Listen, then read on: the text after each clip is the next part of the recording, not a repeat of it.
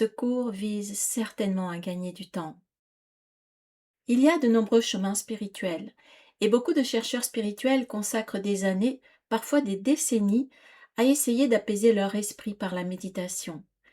Ils s'assoient, observent leurs pensées, reviennent à la respiration et recommencent encore et encore. Et bien sûr, cette démarche peut apporter des bienfaits, mais sont-ils réellement à la hauteur de nos espérances? Surtout au vu des difficultés que cela représente et du temps si long que ça prend. Aujourd'hui, j'aimerais vous parler de la vision d'un cours en miracle à ce sujet et de l'option si simple qu'il nous propose. Une option qui est un véritable raccourci vers le ciel.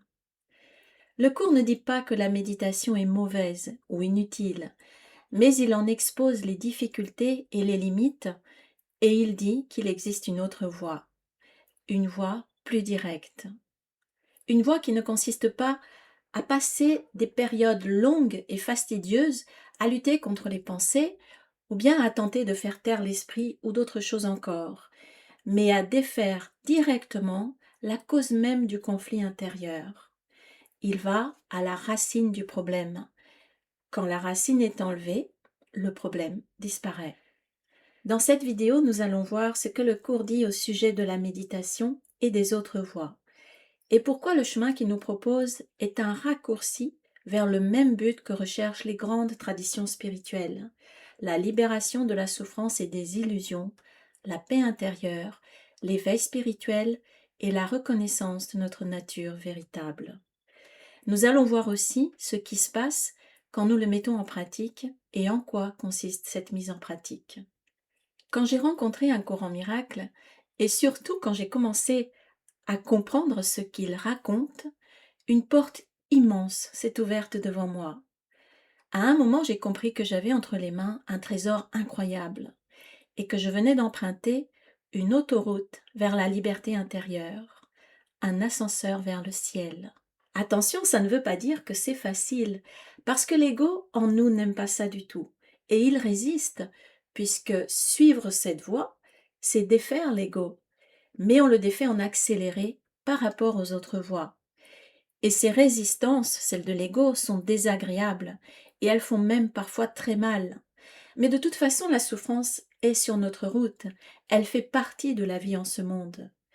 Alors autant nous en servir pour éliminer les causes qui la provoquent et réduire ainsi le temps de souffrance qui était prévu au départ par l'ego lui-même. Commençons par regarder comment le cours décrit ce qui se passe quand nous pratiquons son enseignement. Chaque fois que tu t'exerces, parfois 1000 ans ou plus sont épargnés. Les minutes que tu donnes sont multipliées maintes et maintes fois, car le miracle fait usage du temps, mais il n'est pas gouverné par lui.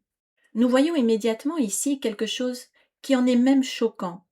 C'est le temps considérable de souffrance qui peut nous être épargné, sans même que nous en ayons conscience. Dans la leçon 123, il est même encore plus précis quand il nous dit le temps que nous gagnons avec une simple demi-heure. Mais la plupart des exercices sont beaucoup plus courts que la demi-heure dont il parle ici. Cette demi-heure sainte à lui donner te sera rendue en année pour chaque seconde. Il parle du miracle. J'ai fait une série de vidéos consacrées aux miracles selon le cours qui se trouve dans la playlist Les miracles. Je ne vais donc pas développer ici, mais simplement préciser qu'un miracle, c'est une guérison de notre perception. Chaque fois que nous passons de la peur ou de la souffrance à la paix, c'est une guérison de notre perception. C'est un miracle. La répétition des miracles dans notre vie nous mènera un jour à la paix définitive et à l'éveil.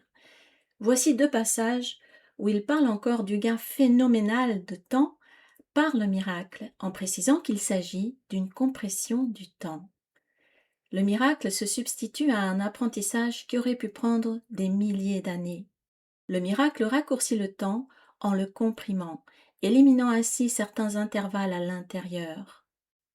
Pour qui a l'esprit de miracle, la décision fondamentale est de ne pas attendre plus qu'il n'est nécessaire que le temps vienne. Le temps peut gaspiller autant qu'être gaspillé. Par conséquent, le faiseur de miracles accepte avec joie le facteur de contrôle du temps. Il reconnaît que toute compression du temps rapproche chacun de l'ultime délivrance du temps dans laquelle le Fils et le Père ne font qu'un. Et oui, avec le cours, ce sont des portions entières de temps qui sont enlevées de notre futur pour nous. Des portions entières de temps de souffrance. Et nous voyons déjà ici qu'il nous parle de gaspiller le temps, aussi longtemps que nous n'utilisons pas le temps pour nous libérer de l'esclavage du temps.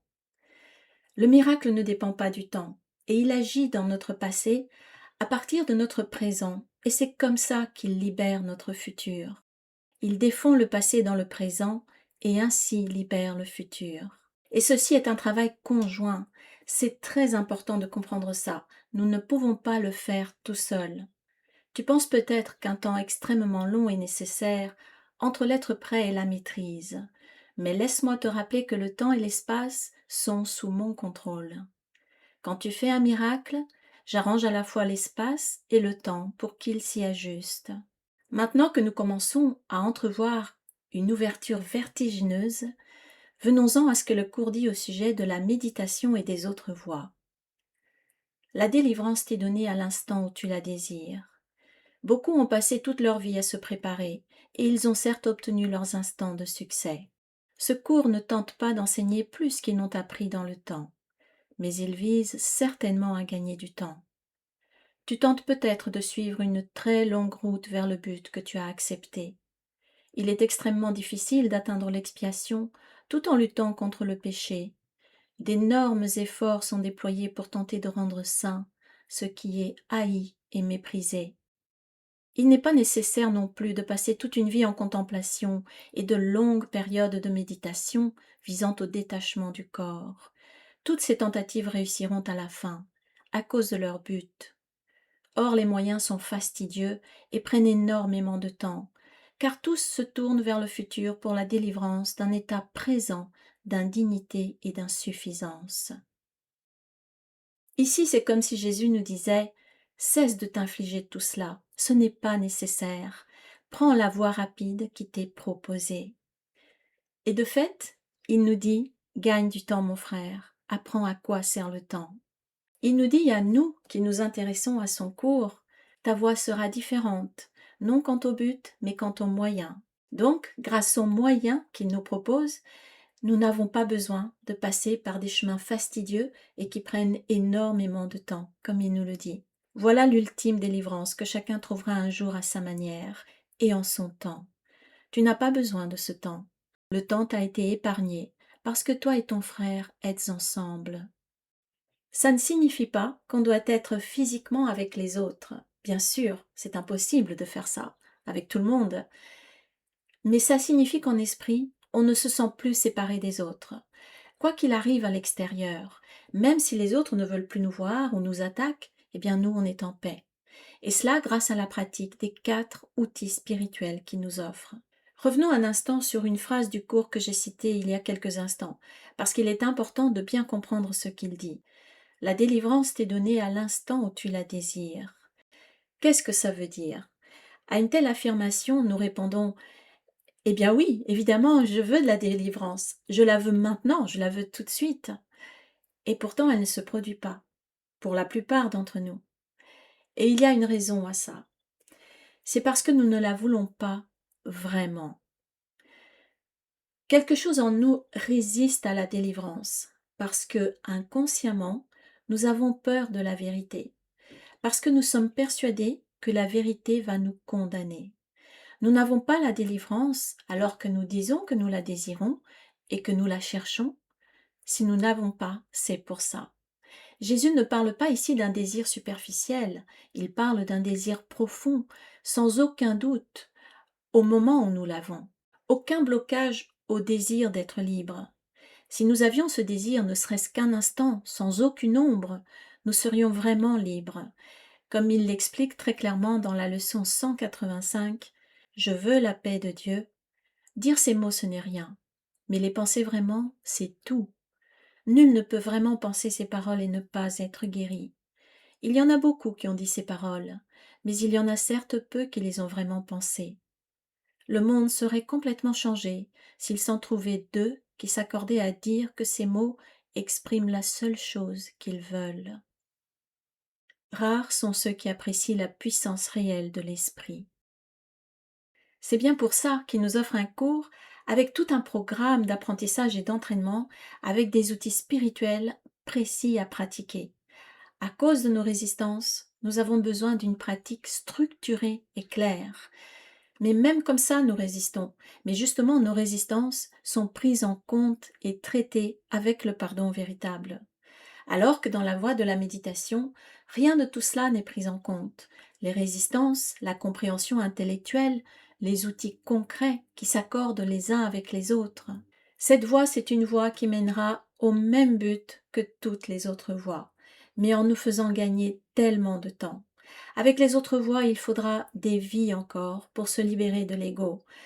Parce que observer l'ego, par exemple, ne suffit pas pour le défaire, pas du tout. Il se calme, mais ce n'est qu'un calme provisoire, sans réelle déconstruction. Avec le cours, en plus des explications théoriques, intellectuelles, qui nous informent sur les raisons et l'origine de la souffrance et des illusions, nous avons des outils précis et structurés qu'il appelle les moyens et qui nous expliquent aussi en détail. Les moyens te seront expliqués avec soin. La révélation peut à l'occasion te révéler la fin, mais pour l'atteindre, les moyens sont nécessaires. Les moyens sont disponibles à ta demande. Le cours nous donne des moyens simples et puissants pour avancer vers le même but que toutes les autres traditions, mais en nous faisant gagner un temps fou. Alors, si nous voulons utiliser d'autres moyens pour avancer, bien, tout est OK, mais nous ne pratiquons pas le cours, et c'est dommage de nous en priver quand on voit le temps considérable qu'il nous fait gagner, et qu'il pourrait faire gagner au monde aussi pour aller vers la paix. Alors, si on veut pratiquer le cours tout en revenant parfois à d'autres moyens plus classiques et fastidieux, eh bien c'est un peu comme de prendre une fusée et puis descendre de temps en temps de la fusée pour avancer avec un vélo. On y arrivera aussi, mais ce sera plus long et plus difficile. Je ne parle pas d'une simple balade agréable à vélo. Je parle d'un objectif et de l'objectif du cours qui est de nous aider à nous libérer de la souffrance. Cependant, il faut aussi que chacun respecte son rythme, car parfois il est utile, voire nécessaire, de commencer par exemple par une psychothérapie ou d'utiliser d'autres moyens en parallèle sur ce chemin. C'est à chacun de voir et de choisir ce qu'il pense qui lui convient le mieux. Mais si on est prêt pour le cours et qu'on le pratique vraiment, on s'aperçoit vite à quel point c'est un enseignement de pointe. Le cours nous enseigne aussi que nous n'avons pas besoin de faire quoi que ce soit à l'extérieur pour gagner ce temps dont il nous parle. Gagne du temps pour moi par cette seule préparation et exerce-toi à ne faire rien d'autre. Je n'ai pas besoin de faire quoi que ce soit est une affirmation d'allégeance, une loyauté véritablement indivisée. Crois-le un seul instant et tu accompliras davantage qu'il n'est donné à un siècle de contemplation ou de lutte contre la tentation. Qu'il soit bien clair ici que le cours ne dit pas que nous devons nous asseoir et attendre que la paix arrive. Ne rien faire n'a rien à voir avec faire ou ne pas faire en soi. C'est comprendre que gagner du temps ici ne relève pas d'une action concrète, comme par exemple la méditation, le yoga, des rituels ou d'essayer de discuter avec les gens pour les convaincre ou une autre action quelconque. Donc cela ne relève pas d'une action concrète, comme on le voit dans le passage qui suit, faire relève du corps. Faire quoi que ce soit implique le corps, et si tu reconnais que tu n'as pas besoin de faire quoi que ce soit, tu as retiré de ton esprit la valeur du corps. Voilà la porte rapide et ouverte par laquelle tu passes outre des siècles d'efforts et t'échappes du temps. Cependant, il faut bien comprendre aussi que si aucune action qui relève du corps n'est nécessaire pour avancer sur ce chemin, il y a bel et bien des actions à mener. Dans le cadre du cours, ces actions sont intérieures, en esprit. Et en esprit, il y a bel et bien des choses à faire. Le cours lui-même l'affirme, et ce n'est pas contradictoire du tout. Tu as si peu à faire, parce que ta petite partie est si puissante qu'elle t'apportera le tout. Accepte donc ta petite partie et laisse le tout être à toi. Ces actions en esprit, c'est une manière de penser, puisque le cours est un entraînement de l'esprit. C'est en esprit qu'on travaille, comme Jésus le dit ici. Un esprit inexercé ne peut rien accomplir. C'est le but de ce livre d'entraîner ton esprit à penser de la façon qui est présentée dans le texte. Donc tout notre travail, notre entraînement, se fait en esprit et uniquement en esprit. Le cours nous aide à gagner du temps en nous enseignant à penser différemment. Il nous enseigne à passer d'un système de pensée basé sur la peur à un système de pensée basé sur la paix et l'amour, ce qui renverse progressivement et complètement notre perception et nous fait passer d'une perception de souffrance à une perception de paix. Nous avons vu tout à l'heure que ce renversement s'appelle un miracle et que les miracles transcendent le temps. Ils nous font donc gagner du temps. Maintenant, comment fait-on ces miracles? Eh bien, toujours d'après le cours, c'est simple. Par la pratique du pardon véritable que le cours nous enseigne. Les miracles sont des signes naturels de pardon. Seul le pardon offre des miracles. Ce pardon-là nous fait donc faire des bons cantiques en nous libérant des lois du temps. Le pardon est la grande délivrance du temps. C'est ton pardon qui portera le monde des ténèbres à la lumière. Donc, par le pardon véritable, nous gagnons un temps qui dépasse notre entendement. Nous n'avons pas à chercher à faire des miracles. Notre seul job, c'est de pratiquer le processus du pardon tel qu'il est dans le cours, ainsi que les 3 autres outils qu'il nous offre. C'est cela que nous allons faire durant le prochain stage près de Montpellier. Je vous informe également qu'il y aura un stage itinérant sur le chemin de Compostelle en Espagne du 1er au 10 août. Le stage s'intitule Vivre un courant miracle sur le chemin de Compostelle. Il est limité à 6 inscriptions. Du fait de mon organisation, je ne pouvais pas proposer ce stage cette année, mais les choses ont évolué favorablement en ce sens et plusieurs personnes m'ont manifesté leur intérêt. Alors j'ai finalement décidé de l'organiser aux dates qui me sont possibles. Vous trouverez toutes les infos sur mon site internet dont le lien se trouve sous cette vidéo. Les entraînements de l'esprit sont interrompus pour l'été et ils reprendront à la rentrée. Le travail que je propose dans mes ateliers, stages et programmes en ligne a pour objectif d'intégrer et pratiquer l'enseignement du cours, qui est, comme je le présente dans cette vidéo, de nous faire gagner du temps dans le processus de libération de la souffrance et d'accéder plus vite à la paix. Et plus nous sommes nombreux à le faire, individuellement, plus cela s'étendra sur le monde. Ça deviendra exponentiel. Si un nombre suffisant développe un véritable esprit de miracle, ce processus de réduction peut être quasiment incommensurable. Il faut préciser également que dans le cours, il y a des exercices de méditation. La méditation n'est pas totalement absente, mais ce n'est pas une méditation au sens traditionnel. Ce sont des exercices précis dans lesquels il nous dirige, mais toujours dans l'objectif de changer notre système de pensée et notre perception. Et il ne demande pas non plus de passer des heures en méditation. C'est surtout vers la fin des leçons qu'il y a des méditations un petit peu plus longues, mais toujours avec des idées directrices et aussi associées à des prières. La pratique de cet enseignement est une affaire très personnelle qui se passe entre Jésus et nous, entre le Saint-Esprit et nous. Nous le faisons d'abord pour nous-mêmes, pour trouver la paix, mais notre travail a une influence positive sur tous les autres, sans que nous n'ayons rien à faire. Le miracle minimise le besoin de temps. Sur le plan longitudinal ou horizontal, la reconnaissance de l'égalité de tous les membres de la filialité semble comporter un temps presque interminable.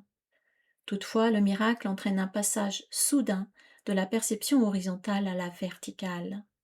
Cela introduit un intervalle d'où le donneur et le receveur émergent tous deux plus loin dans le temps qu'il n'en aurait été autrement.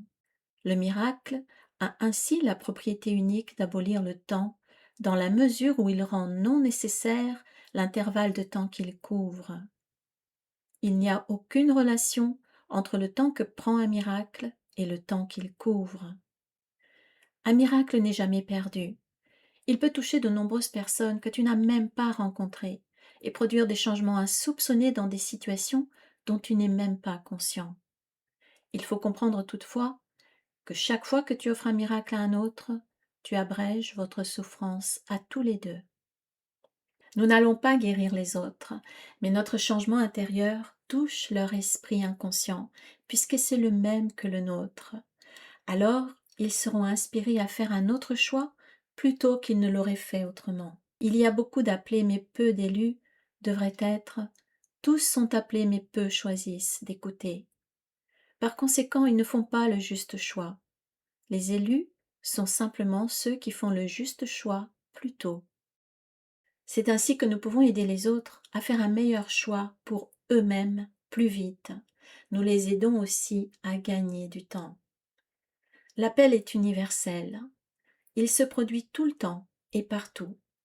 Beaucoup l'entendent, mais peu répondent. Or, tout cela n'est qu'une question de temps. Chacun répondra à la fin, mais la fin peut être très, très loin. C'est pour cela que le plan des enseignants a été établi.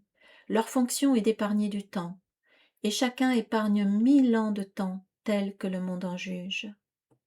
Je rappelle que dans le cours, les enseignants de Dieu sont ceux qui ont choisi d'apprendre l'enseignement et de le mettre en pratique. C'est ainsi qu'ils le démontrent et qu'ils l'enseignent, même si on ne voit aucun signe extérieur. Ceci est le manuel d'un curriculum particulier, destiné aux enseignants d'une forme particulière du cours universel. Il y a plusieurs milliers d'autres formes qui ont toutes le même résultat. Elles ne font qu'épargner du temps. Or, c'est seulement le temps qui s'étire péniblement et le monde est très fatigué maintenant. Il est vieux et sans espoir. Le résultat n'a jamais fait question, car qu'est-ce qui peut changer la volonté de Dieu?